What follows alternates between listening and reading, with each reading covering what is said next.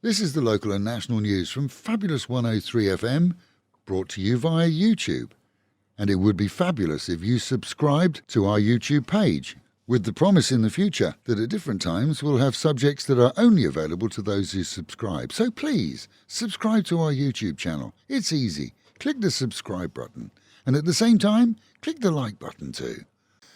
The Bangkok skyline was awash with two of the most amazing firework displays on Thursday night, first at around 8 o'clock in the evening, as the British Embassy was invited to celebrate the Platinum Jubilee of Her Majesty the Queen Elizabeth, firing up the nighttime skies after a celebration of her reign at an event in the city, to which Fabulous 103 was invited to attend, representing the English language media here, and which also saw the attendance of numerous senior Thai politicians and dignitaries. Later in the evening, the skyline was lit again to welcome the birthday of Her Majesty the Queen of Thailand. Today in Thailand is a national holiday for the Queen's birthday, and traffic was heavy leaving the city on Thursday night for a 3-day weekend. Tolls in the capital only are free, with other toll booths collecting fees as normal.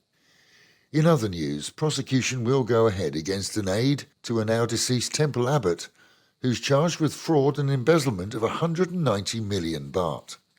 The temple committee has audited accounts that he handled and filed complaints with police. He denies all charges, but millions of baht worth of assets have been seized by authorities.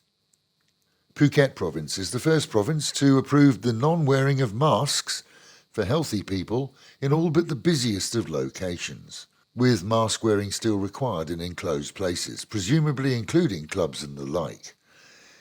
The reduction in restrictions is expected to be followed by similar in the capital, and it's hoped in Chonburi province too. In Songkhla, 19 illegal immigrants and 2 Thais are being held by police following the discovery of a body of a local man buried in a shallow grave. Initial forensic reports shows that he was tied and gagged before being killed, and many are speculating that he had accidentally come across the illegals and their guides in a forest area where he'd been collecting foodstuff, causing frustration to the guides that he'd give their game away and leading to his murder. And the More Chana app, a phone program used to track and trace people during the COVID era, is no more. It's been switched off by the Ministry of Public Health, who've deemed that it's no longer necessary here. Meanwhile at home and in Pattaya, as the city prepares for a second voting ballot in some areas where votes appear to have gone astray in a previous election, it's still not clear but assumed that the city will see a ban on alcohol sales for 24 hours next weekend, as that's standard procedure in Thailand during an election. And one of the candidates has filed a complaint against 2 others for irregularities during the previous campaign, which will of course be investigated in due course. The candidate who's complaining? Well, he came in at the tail end of the votes with just a small number. Without doubt, the We Love Pattaya candidate will succeed to the office of mayor regardless. A busy period is promised beginning today for the city as Thailand enjoys a 3-day weekend. Main roads were packed into the city yesterday evening, and all forms of nighttime entertainment now allowed to open. So it's the first weekend that the city returns to its former full-on status.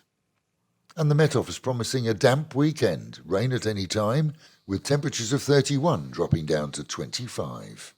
Local and national news today from Fabulous 103 FM and Fabulous Pattaya Media Group. And to get a notification every time we release another bulletin or program, like and subscribe to our channel, Fabulous Pattaya Media Group, by using the link below.